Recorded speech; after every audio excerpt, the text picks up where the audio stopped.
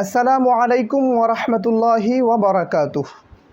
সম্মানিত ভিউয়ার্স, আপনারা প্রত্যেকেই জানেন যে বর্তমানে আমাদের বাংলাদেশে খুব বেশি তাপদ্রোহ চলছে।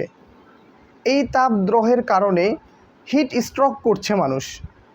সম্মানিত দর্শক শ্রোতা, আজকে আপনাদের সামনে আমি বলতে চাই যে যে রুলসগুলো আপনাকে এই গরমের মধ্যে, এই তাপদ্রোহ সময়ের মধ্যে মান্য করা উচিত।